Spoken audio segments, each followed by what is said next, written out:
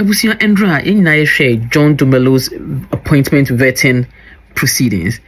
And I mean, this process was undoubtedly one of the most interesting and entertaining process to watch throughout this whole process. Unlike people like Sam George and Okujetu, some of these nearly turned, like escalated into a brawl where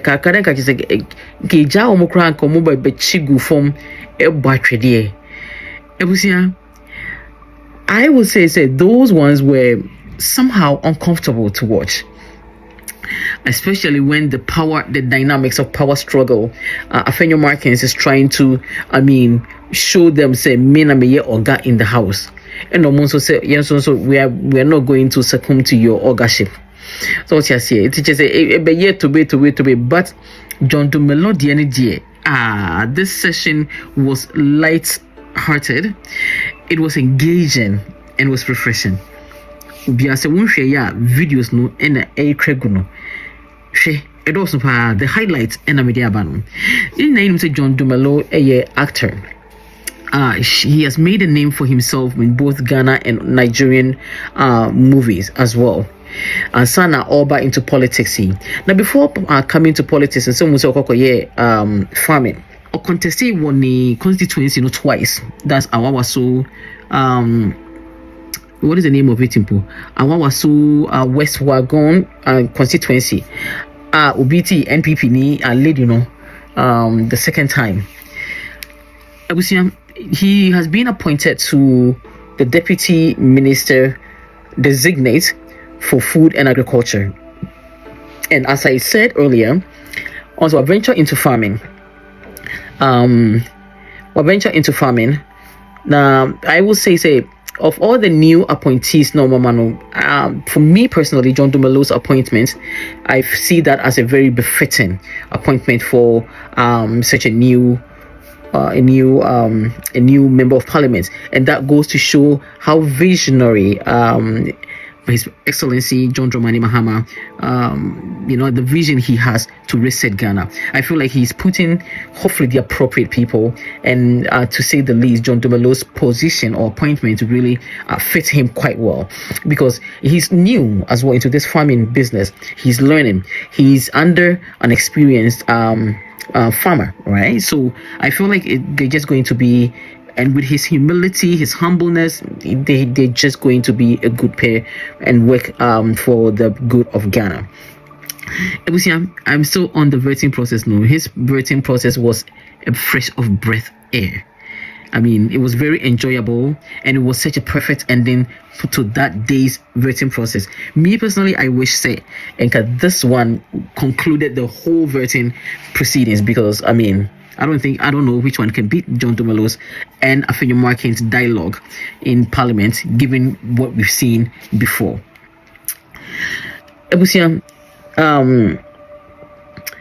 this vetting, Afenyo Markins asked John Dumelo of his ability to speak many languages, which I didn't even know. I knew he said Ghana at the end of the year, but I didn't know he was fluent in most of these. So he was fluent in Ewe, Ga, Fanti, obviously, Tree, obviously, and a tiny little bit of French. And that French, has thrown Ghanaians into a state of into frenzy. It be no more like a year more. Is a year when you can't. Yeah, they be no so good for the Afenyo Martins and go for a language you must speak to the if I could say he. Eja or say French. Ubusa no know so or French no or say on pay. Really small.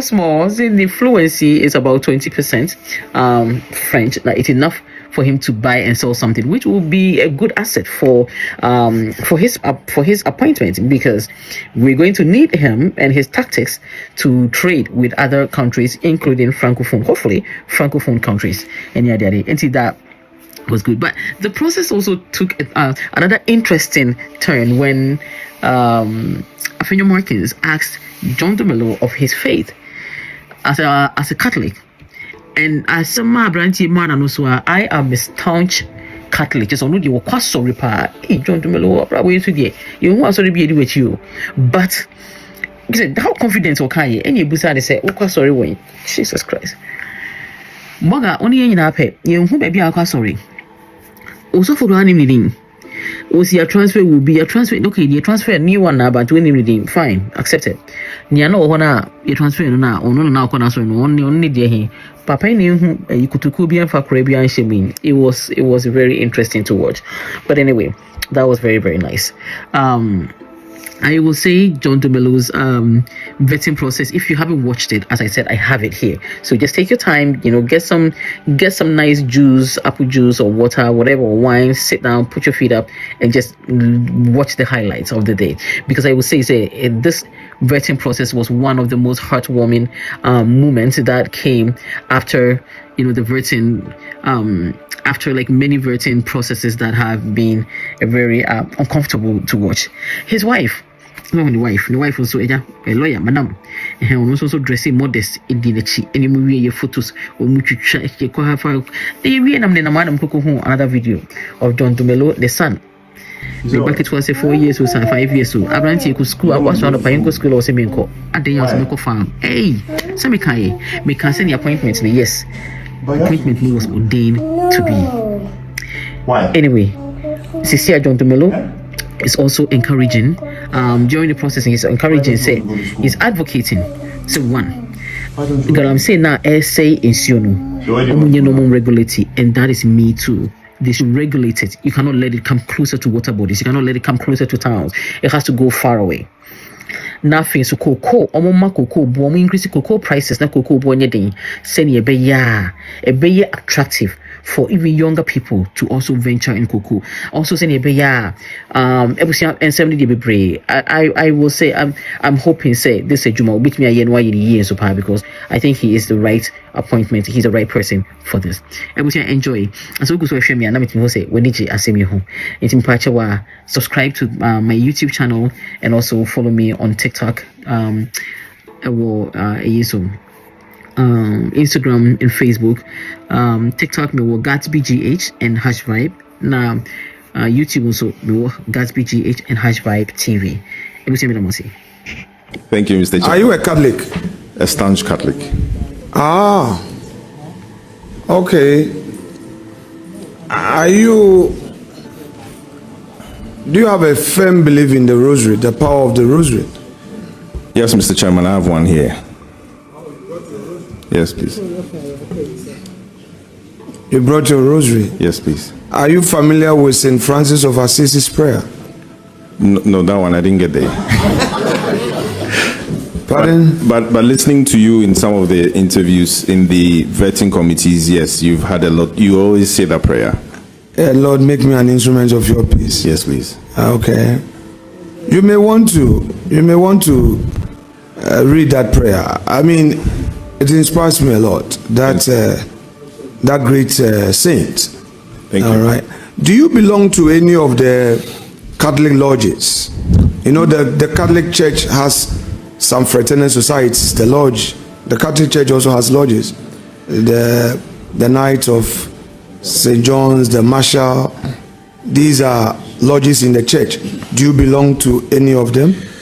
Thank you, Mr. Chairman. Apart from being a mass servant when I was young, I don't currently belong to any society in the Catholic Church. Are you a regular churchgoer? No, I'm not going to use churchgoer. Sorry. Are you an active member of the church? And if so, which parish do you belong? Thank you, Mr. Chairman. Just be honest. You've been honest thus far. I mean, just be honest. When I was in Tema, I entered St. Joseph the Worker Catholic Church. Before, currently, okay. Let's move because you are the last for the day, correct? Yes, please. And we want to finish you quickly. I mean, currently, where is your parish? You've not been to church for a long time. You know, let's close this matter so that we make progress. You know, let's close this matter and then we make progress. Mr. Chairman, I currently attend Mary Mother of Good Counsel Church Airport. Regular? It depends on your definition of regular. Okay, so I will define it for you. Do you pay your tithe in the church? They have your records of tithe pay? My dues, yes, please. You regularly? Yes, please. So who is the parish priest there?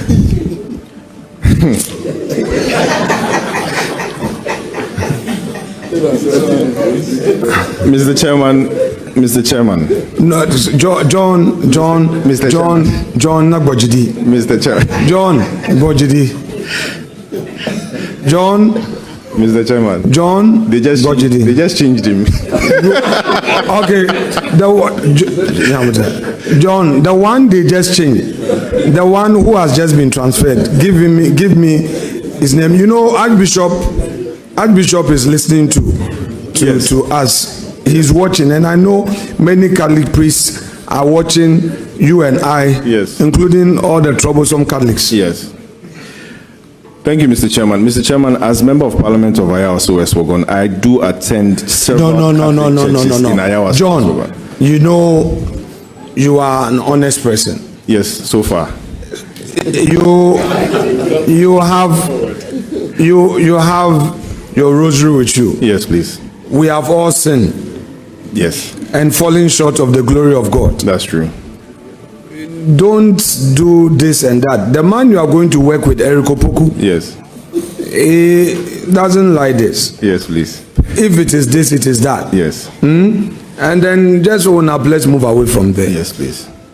The Mary Magda of Good Counsel. Yes, please. That you say you attend. Yes. Is that your parish or not? Be honest with me. Thank you, Mr. Chairman. I do pay my dues. No, we dues, Catholic dues. Yes. Dues at the place. Church. Yes. What about tithes? Oh, I pay my tithe. At the same place? Yes, please. But I spread it across the other Catholic churches. No. Menyo, Amega, Dumega, Medekuku now, please. The point is that the father who has just been transferred. Yes. Oh, yeah. Are you now his counsel at large? Do you remember the name? The one you say has been transferred? Mr. Chairman, no, please. The new one who has come, do you know his name? No, please, I've forgotten. Okay. So you are from Greater Accra and Oti, correct? Well, yes, sir. Yes, Mr. Chairman, and also Central Region and Ashanti Region. Okay.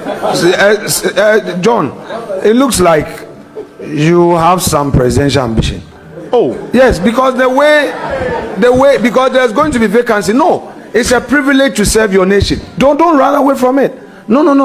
Don't run away. You are an actor, a businessman, an MP. Come 2028, there will be vacancy. President Mahama is not contesting again. The field will be open.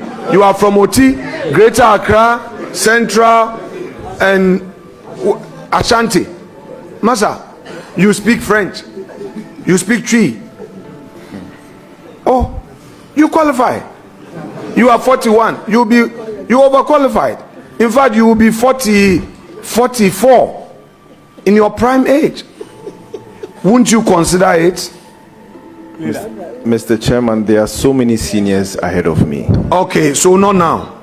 Mr. Chairman, if it's the will of God, yeah, all right. Everyone who enters politics aspires to obviously get to the top. If it's the will of God for me to get to the top in 2058 or 2064, I will wait. 2058, you'll be. How old would you be in 2058? Very old. When you say our economy hasn't been that good, I want to appreciate the context. Are you relating it to the COVID that struck the world, the external shocks vis-a-vis the Russian-Ukraine war and other external factors, or what? What exactly do you mean by the last 8 years the economy hasn't been that good? I want you to place it in proper context. I want to understand you. Are you referring to the COVID that struck the world, where for a whole year the whole world was in a form of a lockdown, where there was no production, where government had to pay public sector workers even when no revenue has been generated, where GRA could not go out to take taxes, yet every public sector employee was supposed to be paid? Please explain to me what exactly you mean by the last 8 years the economy hasn't been that good. Mr. Chairman, if you listen to some of the comments made by the past administration, they confirmed and confessed that the economy was bad. And so I'm just reiterating what they said to say that the economy wasn't that good, hence the need for the NDC to reset Ghana in the right direction. So in the general sense of external shocks is what you mean? No, Mr. Chairman. Then in what sense? I mean, I just need you to... The external shocks affected everybody. Right. But Ghana wasn't able to drive out of it the way we expected them to.